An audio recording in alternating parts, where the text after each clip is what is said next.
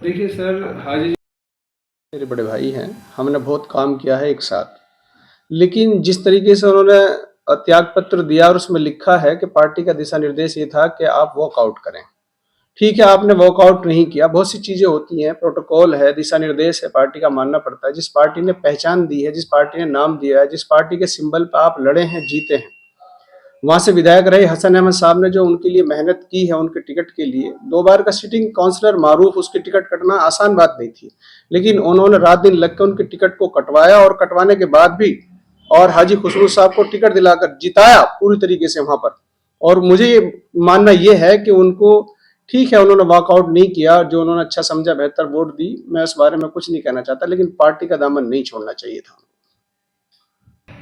देखिए, हमें दिल्ली में 2 ही सेफी को लड़ाया था कांग्रेस पार्टी ने, हाजी खुसरूद को और मुझे यहाँ से संगम विहार से। हम ही 2 लोग, क्योंकि सेफी समाज में इस बात की बहुत खुशी थी। यहाँ पे भी संगम विहार के अंदर कभी किसी मुस्लिम को चेहरा बनाकर नहीं लड़ाया कांग्रेस पार्टी ने। यहाँ भी क्षेत्र में बहुत खुशी थी इस बात को लेकर। लेकिन मेरा कहना तो ये है कि जब आप कांग्रेस के सिंबल पर जीत कर आए हो, कांग्रेस ने आपको पहचान दिलाई है और उसके बाद भी आपने कांग्रेस को त्याग पत्र दे दिया, आखिर आपने ऐसा क्यों किया? आपने दगा दी है पार्टी के साथ में। आप ठीक है, आपने वॉकआउट नहीं किया, आपने वोट डाल दी, ठीक है, बहुत सी चीजें होती है, हर आदमी उसको फॉलो नहीं कर पाता, तो आप उसको मत करते फॉलो, आप पार्टी में बने रहते। अगर आपने त्याग पत्र भी दे दिया, कल वहां यात्रा थी न्याय यात्रा, तो आपको न्याय यात्रा में भी शामिल होना चाहिए था, क्योंकि उनके इतने एहसानात आपके ऊपर हैं, हसन अहमद साहब के परिवार के, उन्होंने आपको वहां पर लड़ाया और जिताया है। तो इसीलिए इस उसके हक को पूरा करने के लिए आप क्षेत्र में उनके साथ शामिल हो जाते यात्रा में। अब उन्होंने कह दिया जी हम ऐसे ही बने रहेंगे। अब ऐसे तो कोई नहीं बना रहेगा, कुछ दिन के बाद देखना वो आम आदमी पार्टी का दामन पकड़ लेंगे, किसी और पार्टी में चले जाएंगे। ऐसा नहीं करना चाहिए था। पार्टी के साथ हमेशा हमारी विचारधारा अगर नहीं मिल रही किसी लीडरशिप से, तो इसका मतलब ये थोड़ी कि हम अपना पद त्याग दें। ऐसा हो सकता है कि हम पद त्याग दें, लेकिन पार्टी के कार्यकर्ता बने रहे।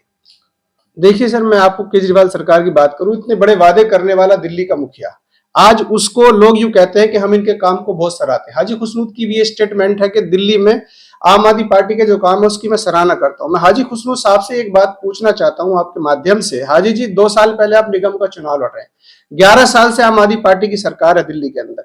आप जाके देखिए, मैं परसों यहां से रोहिणी गया, 41 किलोमीटर, 3 घंटे 20 मिनट में पहुंचा हूं। ट्रैफिक का क्या हाल है, क्या पॉलिसी दिल्ली के सरकार के पास में है? आज पॉल्यूशन का स्तर देखिए, 500 पार कर चुका है।